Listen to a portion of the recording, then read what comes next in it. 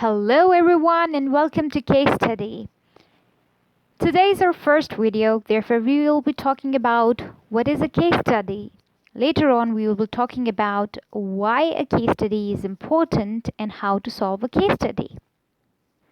In subsequent videos we will be talking about single problem case studies followed by solutions to those case studies.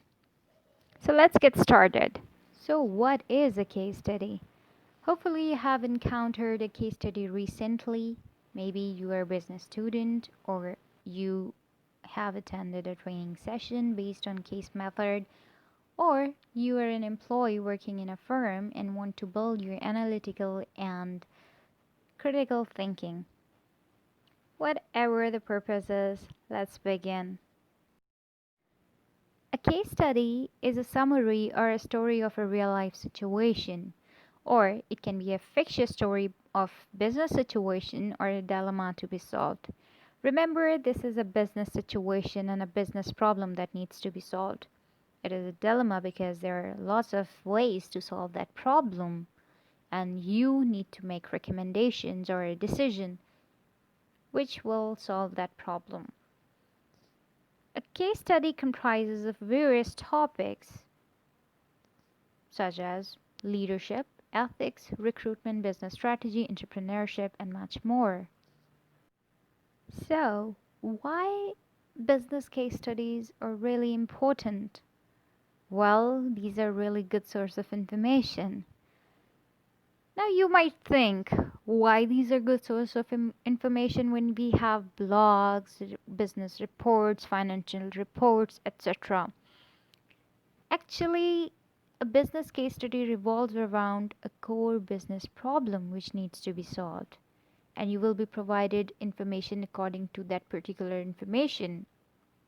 Besides, you will be provided with history of that organization in a very comprehensive form. So therefore, this is a really good source of information if you want to learn about a particular business or want to know about how to solve a problem. I'm not talking about a problem, but a business problem. Why this will help you? It will help you to build your analytical abilities because you will be placed in the shoes of protagonist and you will identify what information is provided is relevant and what information provided is irrelevant. And you will need to make decision based on the information provided, and you will think how the dilemma could be solved. Here you need to remember there is no one way to solve the dilemma. There are lots of ways to do that. But organization chooses the best one that is the most viable and with less risk factor involved, maybe, or it is the best that can be chosen. Whatever, you need to brainstorm how the dilemma can be solved and you need to present your rationale behind your decision that why you chose one method over the other. Therefore, your own ability to think out of the box and problem solving skills come into play. This is why case studies are important because it builds your problem solving skills and decision making skills and critical abilities and whatnot.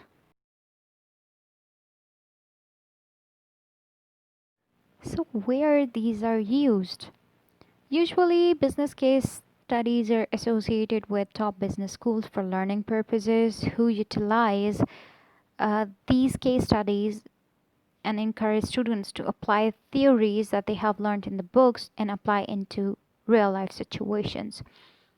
This helps to develop problem solving and critical thinking skills. However, it's not true.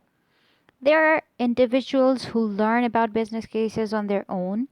There are also training sessions that are conducted by organizations based on case methods so that their employees can develop these kinds of skills. So there are different ways, the different areas where these are used. So I have answered the question that is it only useful for business students? Actually, No, the answer is not at all. Anyone who wants to learn about real business problems or want to enhance problem solving skills can do so because it provides a narrative flow, which means it is in the form of a story and individual engages with the story and relates the story to their own context. If not immediately, it's possible that later on in their career life they can encounter such a problem and they can apply the problem solving skills to that situation. So these are beneficial for anyone who wants to develop their problem solving skills or analytical ability or critical thinking skills or decision making skills. So these are beneficial for anyone. So, what are the sources of case study? The two most popular business case publishers, one is Harvard Business Press, another is Ivy. They tend to produce the most quality case studies based on actual facts and data related to top business companies. However, there are other sources available too, including textbooks, articles, or any other free internet source. So, what a case study includes, or how does it look like? It is in the form of a story. Interesting, right? But most students find it very difficult to comprehend or solve the dilemma because the story ends on a problem that is unresolved. While reading the case study, you will associate yourself with the story, that what's going on. You will be placed in the shoes of the protagonist. And when the story will end on a core dilemma, there is a problem to be solved. You care about the outcome. You will think how to solve this problem, how to come out of the situation. So, there's not a single problem, but there are other key minor issues that are contributing to that core dilemma. You have to consider every issue and make decision accordingly. It creates a sense of urgency. For instance, maybe you have to make a decision within a month, within a week, or within 2 or 1 day, maybe. So you are in the shoes of the protagonist to take the decision. What is the best way to solve the problem? What you have to do if you were in a place of protagonist? You have to think what you might have done if you were in that protagonist place. Or what decision seems more appropriate considering all the factors, the information, graph, charts, etc. Yes, you will be provided with the necessary information to make the decision. Then considering your decision, what is the rationale behind it? You need to explain why you have taken such decision, why not the other one? So think logically before making any decision. Note, the reader must make recommendations and that recommendations should be within the limitation of the information provided. Yes, there's lots of information on the internet that is available about the firm, what they have done, or what they prefer to do, but you cannot take help from that. You are only bounded to make decision based on the information that you have been provided in the case study. So think within that limitation and come up with a decision that is the best. All right, here we come with the key parts in the case study, which includes analysis of the situation. When you read the entire story, you will analyze what the situation and then identify the dilemma that needs to be solved. Then you have to identify other minor issues that are contributing to the major dilemma. You have to come up with your own recommendations to solve that problem. Here, a question may arise that is there any specific answer to the case problem? Well, to be very honest, the case dilemma is more open ended, which means it tends to encourage discussion. When different people read the case, they will find different ways to solve the problem. We are not alike, we cannot think alike, so we cannot come up with the same solution, right? So, with different perspectives, it encourages discussion, and every other individual will come up with very different solution to the problem, which you may or may not have thought before. This will encourage your own ability to think beyond what you are able to think, right?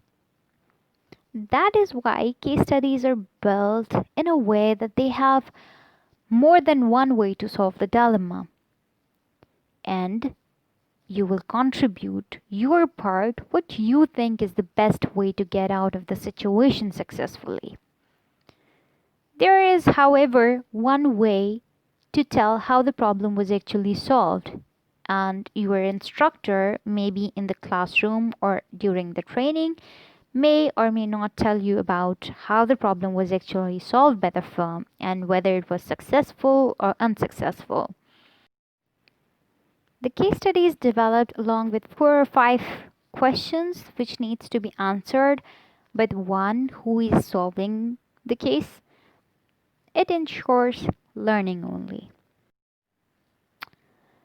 2 key questions should come in your mind. Does organization share success stories only? What if they have failed too? Because failure is part of learning, right? So, the simple answer to this question is yes, businesses share their failure stories too. Here you may ask, why do they share failure stories? Because it can harm their credibility, or it can harm their target customers or the potential customers who see they have failed. Well, no. Learning is not related to success only. Learning is related to failure as well. There are 2 types of learning. One is best practices and the other one is lesson learned. The best practices refers to what organization does good and has learned over the period. There are a lot of practices that a firm is expert at and can take advantage of. Whereas lesson learned refers to the mistakes or what went wrong and why. It helps to learn from past mistakes and gain value by not repeating the mistake again. Here you can think of the phrase that we have heard since our childhood, that failure is key to success. Failure stories sharing does not harm the credibility of the organization. Rather, it establishes it. Because the customers see that the organization is not afraid to fail. Rather, it learns from that mistake. It comes up with different solution. It tends not to repeat that mistake again. And they are still in the industry, they are competing. So it will enhance their capability. Everyone knows that firms do fail. It's not possible that you have started your company and you are not failing in any matter. You're only gaining success. Failure is part of learning and it will even enhance your capability to go ahead. For now, that's it, and thanks for watching. The next video will be about how to solve a case study and why a case study is important. So stay tuned for more videos. Goodbye for now.